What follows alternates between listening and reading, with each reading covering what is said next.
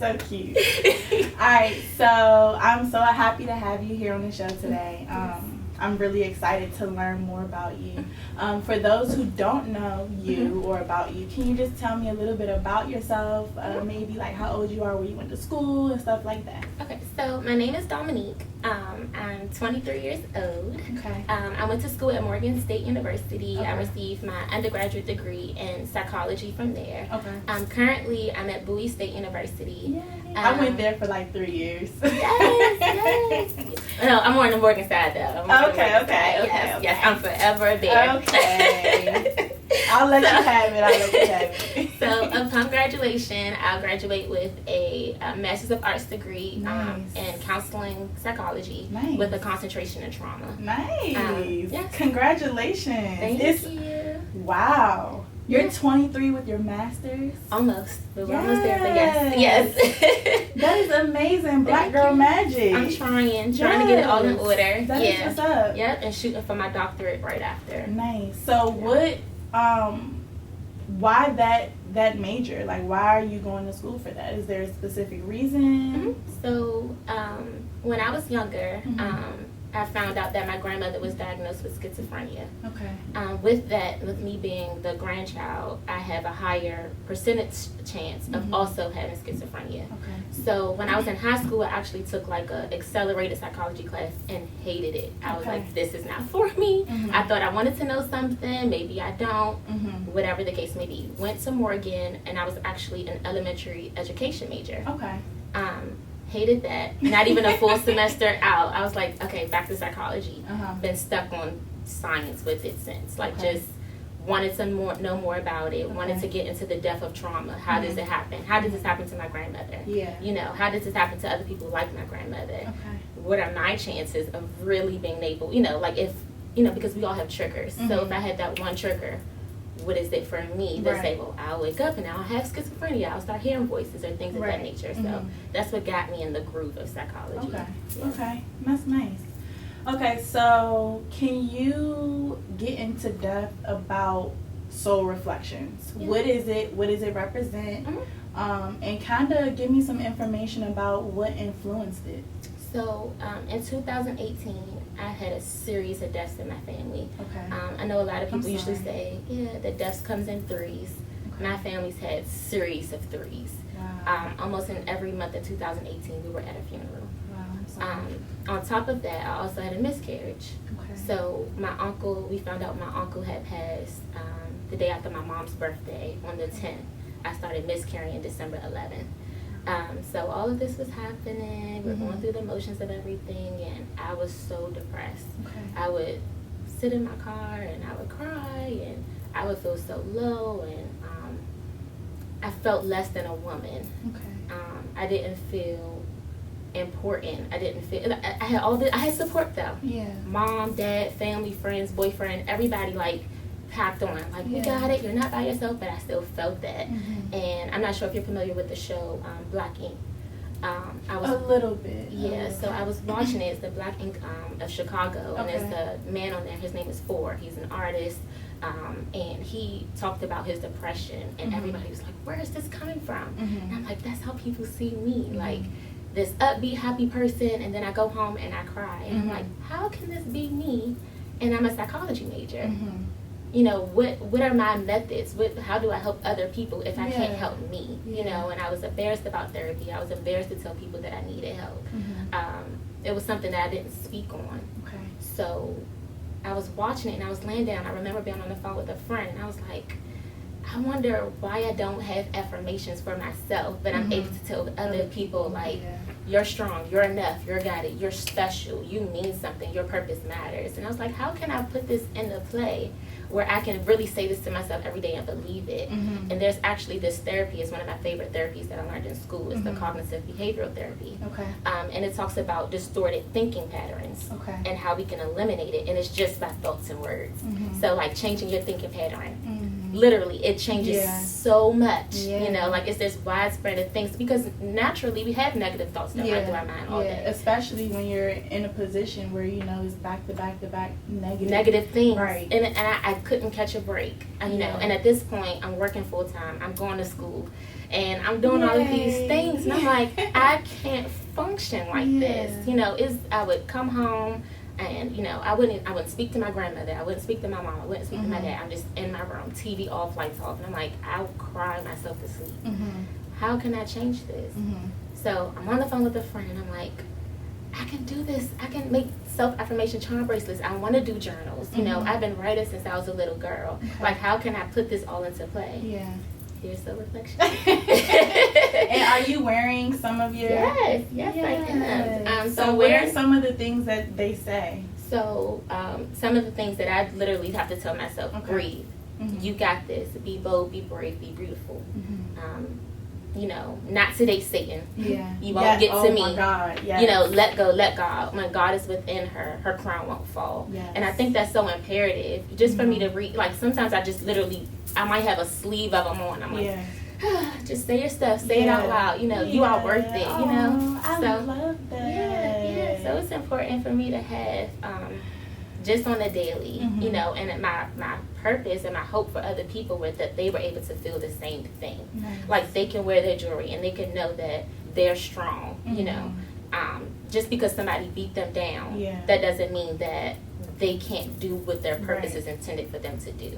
So that's my whole purpose of my business.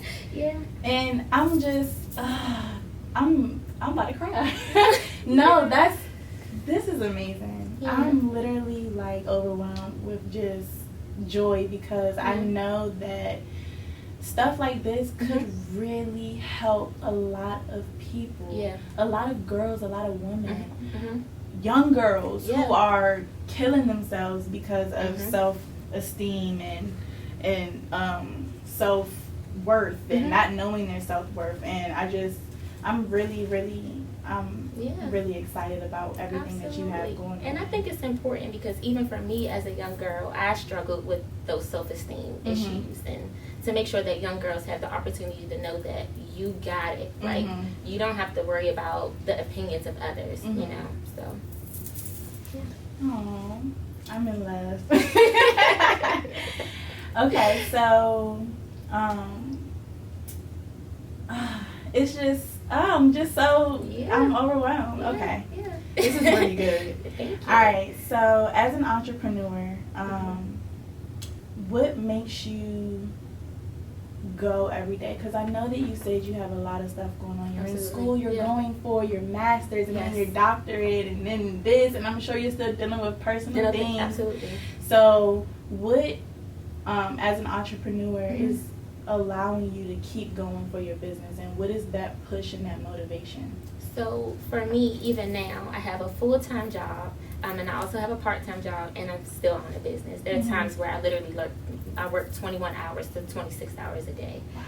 Whether it means that I'm very personable with a lot of people who buy things from me. I don't even want to call them clients or anything, from my queens. And when they, you know, I do drop off deliveries. So I go to their houses. I want to see them wear their jewelry. I want them to make sure that they like it. So I do put a lot of time and effort. And it's things about being an entrepreneur that people don't talk about. Those sleepless nights, the financial, you know, hardships and the emotional hardships that comes with having a business in general. I think what keeps me going is the text messages I receive, the DMs that I receive, the emails like, oh my God, I'm going through this, and this just lights up my day. You know, like I'm able to find my healing process and also look fashionable doing so. There's a quote that I love, and it's not the load that you carry, but how you carry it. So whether that means, hey, I got this load on my back and I'm going through a lot, but am I going to tell myself I give up? Or am I going to say I'm going to keep going? I have to fight because nobody else is going to fight as hard as I am. So that's what I internalize for me, and then try to also internalize with my business and just let people know, like, you got it. You know, like my mom looks at me like, you're crazy. Why are you doing 50,000 things right now? Like, you know, and I'm like, I have to. You know, like I feel like this is literally my God intended purpose to do so. You know, there was a point in time where I didn't have anything. I lost my job. My bank account was going into the negatives. I had nothing. You know, I'm like asking, hey, can I borrow this? Because I can't pay my card note right now, you know. And it was this whole big thing. I've been there. So and I still go there sometimes. Yeah, sometimes, you know, we get irresponsible and we do things and it's like, okay, I have to regroup. I'm still young, but I'm learning. So I look at those times also and I'm like, I can't see myself back there. Like, I have to push, and I have to also show other people that they can push to do it as well. So just to be that example of how it works. And, you know, I have nieces, and I have a goddaughter, and I want to be able to show them that you have an example to push forward and own your stuff. Yes.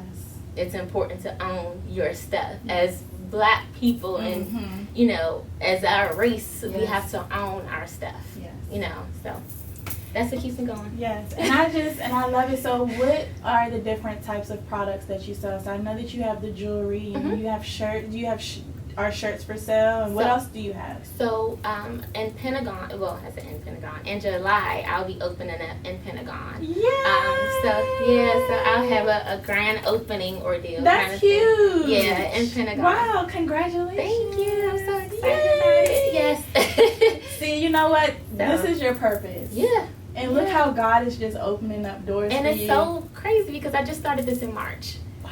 The idea kicked off in February, implemented everything, pushed it out in March. Wow. So literally everything just started moving itself through. And, you know, I sell journals, jewelry cleaners, bracelets, anklets, and things of that nature. But my journals are my big push. Okay. You know, I'm working on those heavy just to really focus on that trauma piece and how people can cope with that. So for your journal, is it is it still the self affirmations, or is it like motivational quotes and stuff like that? Like, what is it? So what my journal is, as I told you, my focus is trauma. I'm very heavy on trauma and finding coping skills. So some of the things that I want to focus on with that, my journals are looking at how do we cope from trauma and recognizing our trauma. Okay. Everybody doesn't recognize that they've experienced a traumatic experience, right? Because trauma isn't located in the language part of our brain. So everybody isn't able to say, hey, hi, I experienced something really bad and I don't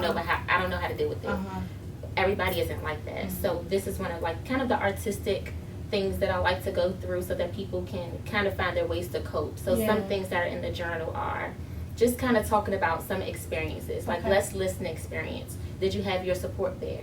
Okay. If you did have support, were they able to support you in the way that you wanted to be supported? If not, how would you have wanted them to support you? Okay. Then let's try to figure out a way to articulate this so that we can find a way to heal. Okay. I think it's very important to find your healing journey. Okay. So that's what the journals are focusing on. And there'll be different types. But to kick it off, it'll be for trauma, and then I'll go through it self-esteem and continuing on. But my focus right now is literally focusing on that trauma piece and trying to find a way to heal from it. Okay. Yeah. I love it. And I do want to share this. I actually met you through a friend who I know also dealt with depression and anxiety and things of that nature. Do you believe that by you doing this, it has actually opened up doors for you to be a mentor and to be somebody and a friend to other people who have gone through things similar? And if so, which I know that you have, but if so, how has that helped you as a person, as an individual? So for me, I have. And my thing is being able to build that conversation. I think a lot of times we aren't comfortable really expressing ourselves to people who may not understand per se.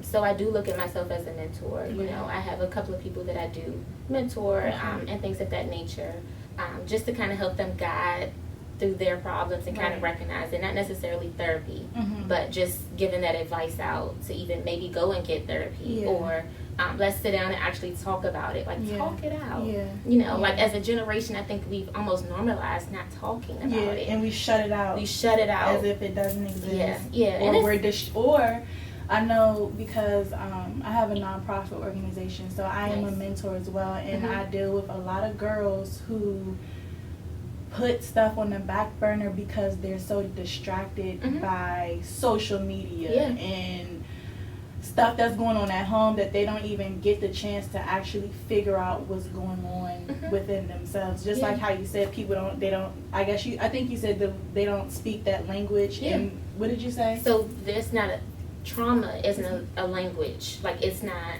located in the language part of our brain. So everybody can't speak it. Right. You know, you have some people who are very vocal about their experiences. They're able to articulate it. Yeah. But then you have other people who, they may play music, they may dance, they may have yoga or something like that. And then you have the other group who also are going unrecognized because they aren't talking about it at all. So these people are going to jail. Yeah. They're getting kicked out of schools. They're acting out. You know, so they're doing different things and they're going unacknowledged. And it's almost like, as a society, we throw them away. Yeah. And I'm here to normalize a different kind of language. Yeah. Okay. Alrighty. So usually I would do like one word responses, but I think I'm going to switch it up today and do some affirmations with you. I don't know how you do it, but like, let's just say I was dealing with trauma, or I was dealing with like a loss or something, and I came to you, you know, interested in soul reflections. What are some of the affirmations that I don't know if you would do this, but what would be some of the affirmations that you would give me? And you can just say it and then I'll repeat it, and then we'll kind of do like some affirmations. I like that. I think that that's appropriate for... Yeah, I like that too. That's cool. Okay. So I also have personalized sets. Okay. So people can come in, they can literally tell me what they want their bracelets to say, specifically tailored to maybe their situation. You know, I've had people come and get bracelets and they've dealt with depression, so they'll say things like, depression is not my name. Depression is not my name. Yeah, and it's important. It's important. And I think even if just somebody just wanted to come and buy a bracelet and that was their situation, I think powerful beyond measures. I have it in gold and I have it in silver. Beyond measures. I love this. That would be the set that I would recommend. Yeah. So you'll repeat after me. Okay. So breathe. Breathe. You got this. You got this. Be bold. Be bold. Be brave. Be brave. Be beautiful. Be beautiful. And I think that we forget these things. Yeah. And to say it out loud is so powerful beyond measures. Literally meaning that even if you can't see beyond your circumstance, know that you're powerful enough to get over that measure, that circumstances, that issue, that situation, that stressor. You know, so that would be a bracelet that I would recommend. And the beautiful thing about it is everybody goes through stuff. Yeah. So this is for everybody. Everybody. This is for everybody. Yeah. This is amazing. And then also, I do have something for the men. Because all the men, like, where's my stuff? So I'll be having silicone bracelets for them. The silicone bracelets is close to like the rubber band. Kind of thicker stance of a bracelet. So they'll have some very powerful messages on there. So I'll have that available when I go to Pentagon. So I'm excited about it. Yay. Well, congratulations with everything that you have going on. I'm a huge fan. I'm actually going to purchase some bracelets from you today because I just love it. But congratulations on everything. I'm so happy for you that you're actually walking in your purpose, because I know a lot of people can benefit from what you started because of what you went through. So it's really a testimony, and I'm really, really excited. And congratulations, and thank you for talking to me. Thank you for having me. I appreciate you. No problem. Thank you.